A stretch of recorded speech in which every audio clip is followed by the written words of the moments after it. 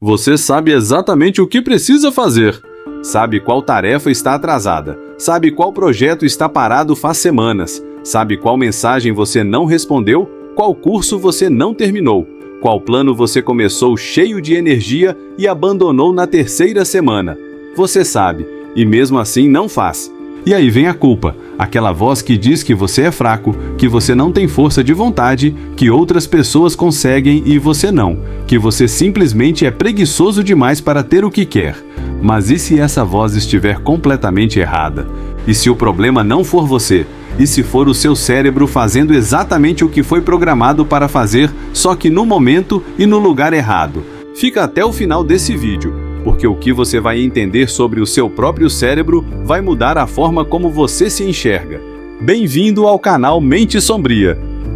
Primeiro, eu preciso desfazer uma mentira que você acredita sobre si mesmo faz muito tempo. Procrastinação não é um problema de tempo. Você já ouviu isso antes. Organize sua agenda. Use a técnica Pomodoro. Faça listas. Divida em tarefas menores. E provavelmente você já tentou. E provavelmente funcionou por alguns dias. E depois voltou tudo ao normal.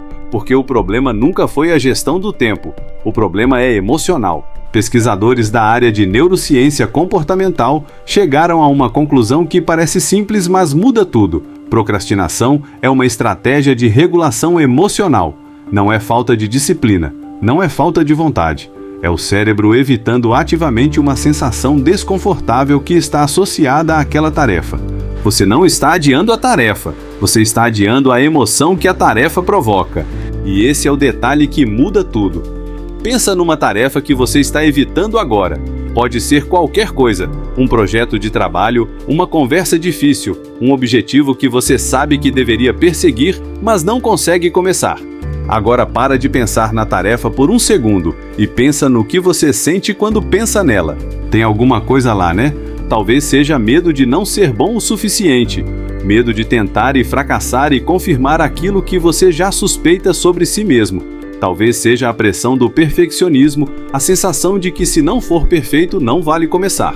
Talvez seja vergonha, ansiedade, a antecipação de que vai ser difícil e desconfortável. O nome da emoção não importa tanto quanto o fato de que ela está lá, e o seu cérebro a detectou antes mesmo de você perceber conscientemente. Existe uma estrutura no seu cérebro chamada amígdala. Ela funciona como um sistema de alarme, monitorando o ambiente em busca de ameaças. Quando detecta perigo, dispara uma resposta de luta ou fuga. Coração acelera, respiração muda, o sangue vai para os músculos. O problema é que a amígdala não diferencia bem um leão numa savana africana de uma planilha que você tem medo de abrir. Para ela, a ameaça emocional é tratada da mesma forma que a ameaça física. Então, quando você pensa naquela tarefa que te causa ansiedade, a amígdala dispara o alarme. E o seu cérebro, tentando te proteger, encontra a solução mais rápida disponível. Não faça. Fuja. Evite. E você abre o Instagram e sente um alívio imediato. Isso não é fraqueza, é neurologia. Mas agora vem a parte mais cruel de todo esse processo. Esse alívio que você sente quando evita a tarefa é real. O cérebro registra como uma recompensa e aprende que evitar funciona, que faz você se sentir melhor imediatamente. O problema é o que vem depois. A culpa aparece. A tarefa não desapareceu, ela cresceu, porque agora, além de tudo que a tarefa representava antes, ela também representa o tempo que você perdeu, o prazo que se aproximou, a prova que você tem de si mesmo de que não consegue. E aí, a tarefa fica ainda mais ameaçadora. E o alarme da amígdala dispara mais forte na próxima vez. E você evita mais. É um loop e ele se alimenta de si mesmo. Antes de continuar, se inscreve no canal e ativa o sininho. Todo dia tem vídeo novo aqui. Existe outro mecanismo que está trabalhando contra você e que a maioria das pessoas nunca ouviu falar. Pesquisadores descobriram que o cérebro humano não se identifica com seu eu futuro da mesma forma que se identifica com seu eu presente. Quando você pensa em você daqui a um mês, a um ano, seu cérebro ativa as mesmas regiões neurais que ativa quando pensa em um estranho. Não em você, em um estranho. Então, quando você diz "eu faço isso amanhã", na perspectiva do seu cérebro, você está na prática dizendo que um desconhecido vai lidar com esse problema. E é muito mais fácil passar um problema para um desconhecido do que resolvê-lo você mesmo agora. O amanhã parece sempre mais capaz, mais descansado, mais motivado do que o hoje. Só que o amanhã chega, e ele também tem uma amígdala, e ele também encontra uma razão para esperar mais um pouco. E tem mais uma camada que precisa ser dita.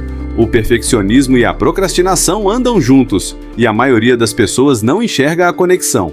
O perfeccionista não procrastina porque é preguiçoso. Ele procrastina porque tem medo de começar algo que não vai sair perfeito.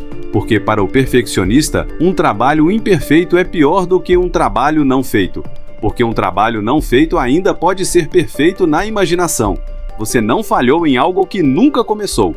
Então não começar vira uma forma de se proteger da possibilidade de falhar. E o ano passa, e o projeto fica na cabeça, perfeito e intocado e nunca real.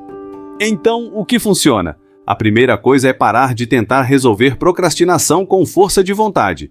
Força de vontade é um recurso finito que se esgota ao longo do dia. Usar força de vontade contra a amígdala em modo de alarme é como tentar raciocinar com um sistema de emergência. Não funciona assim. O que funciona é nomear a emoção. Isso parece simples demais, mas tem respaldo científico direto. Estudos de neuroimagem mostram que quando você nomeia o que está sentindo em voz alta ou no papel, a atividade da amígdala diminui. Literalmente, a resposta de alarme reduz quando você coloca a emoção em palavras. Então, antes de abrir o Instagram, tenta nomear o que está sentindo em relação àquela tarefa. Estou com medo de não ser bom o suficiente. Estou com preguiça porque isso parece grande demais. Estou evitando porque não sei por onde começar. E isso me dá ansiedade. Só nomear já muda a resposta do cérebro. A segunda coisa é reduzir o tamanho do começo a ponto de ser impossível dizer não. Não estou falando de dividir em tarefas menores como você já ouviu. Estou falando de algo ainda menor do que você acha razoável. 2 minutos. Abrir o arquivo, escrever uma frase, mandar uma mensagem. O objetivo não é progresso, é ensinar o cérebro que aquela tarefa não é uma ameaça. Porque cada vez que você começa e o alarme não dispara, o cérebro atualiza o arquivo. Isso não matou você. Isso é seguro. Pode ir.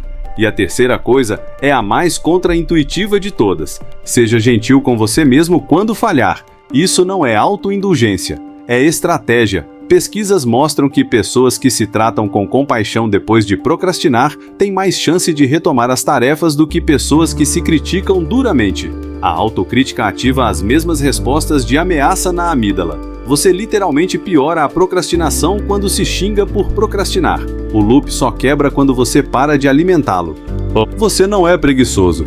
Você tem um cérebro que aprendeu a se proteger de formas que nem sempre fazem sentido no mundo de hoje.